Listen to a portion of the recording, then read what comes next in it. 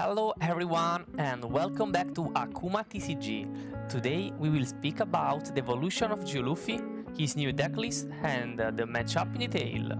At first the deck was mostly about Impel Down Engine, but now as you can see the deck is becoming much sharper. New tech cards are being tested, the sequencing is getting cleaner and we are starting to understand better what this deck really wants to do.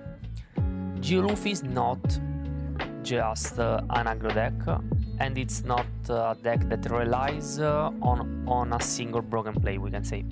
The real strength of this deck is creating pressure turn after turn, forcing the opponent to answer multiple 6k body, and then finding the right timing to convert our body into a little turn. A lot of decks in OP16 can deal with one big attack or one big threat, but dealing with a full board, multiple attackers in a match harder. That's why Luffy feels really interesting in this format. For sure, it's not the best deck. I think that in this meta it's hard to find a true TRS, but today we are going to take a look at how GU Luffy is evolving in OP16, what the deck is trying to do, and how I approach some of the most important matchup in the format. Starting with Teach, this is one of the matchup where I really like Luffy's game plan. Against Teach, I don't want to put all my pressure into one huge attack, also because he can handle a single big swing or isolated threats. What I want to do instead is spread the board and force him to deal with multiple attackers at the same time. When we develop several 6k bodies, especially throw cards like Buggy plus Prisoner or something like that, Teach can start struggling because he has to respect every single attack. Of course the mashup is not completely free, his blocker can become annoying, especially with the leader effect, so we still need to plan our turns carefully. Now let's speak about the mirror match. That is very different. In the mirror, one of the biggest mistakes is wasting too many attacks into 6k bodies. Most of the time these bodies are hard to remove efficiently, and if you spend too much pressure trying to clear them, you can fall behind. So in this matchup I usually prefer to pressure leader and only trade when I can remove important small character like Mr. 1, Mr. 2, or set up pieces like Mr. 3 that can generate more value. The mirror is not just about attacking more, it's about understanding who is ahead on board, who can set up the rest end event better, and who can choose the correct lethal the turn first. Rocinante is another interesting matchup. At first it may look annoying because Rocinante can protect his board very well and make some of our removal or pressure lines less effective, but at the same time Rocinante does not always remove our board efficiently.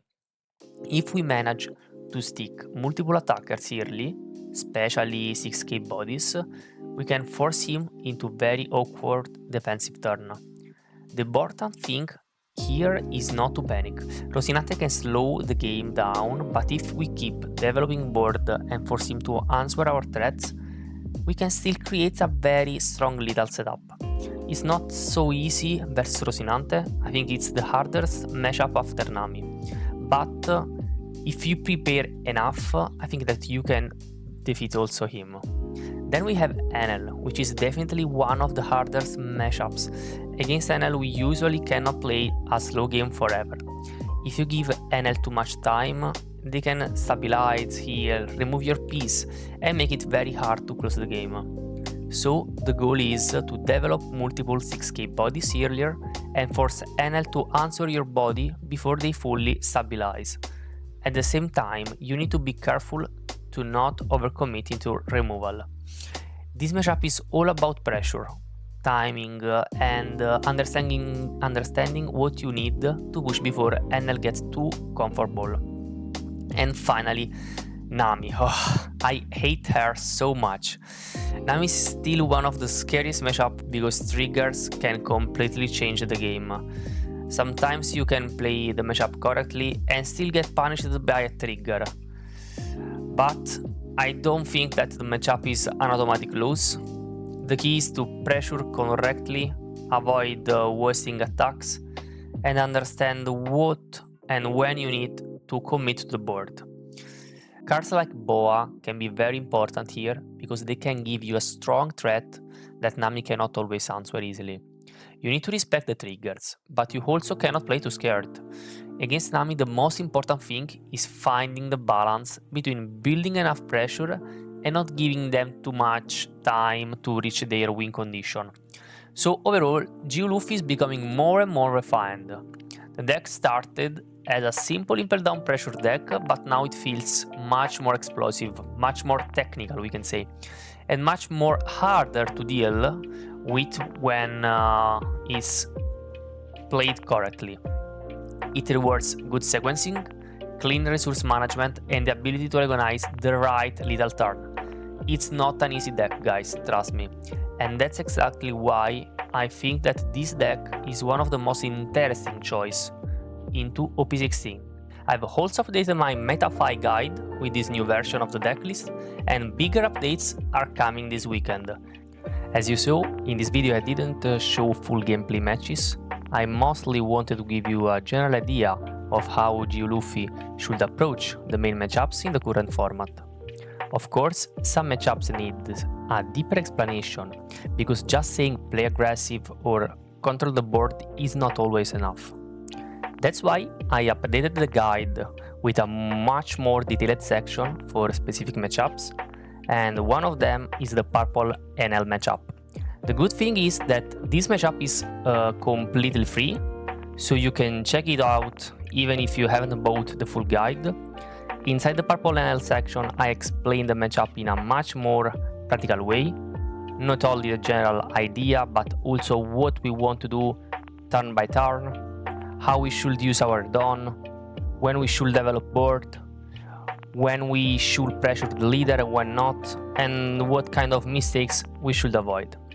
I also added a dedicated video inside the guide where I show more clearly what you should be looking for in the matchup and how to approach the key turns.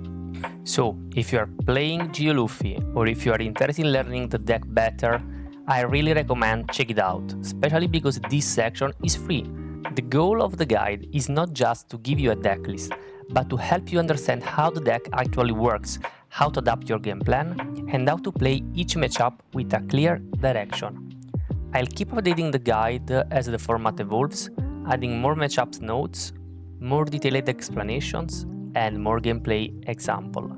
So make sure to take a look at the free Purple Enel section, and if you enjoyed this kind of content, don't forget to leave a like, subscribe to the channel, and let me know in the comments which matchup you would like me to cover next.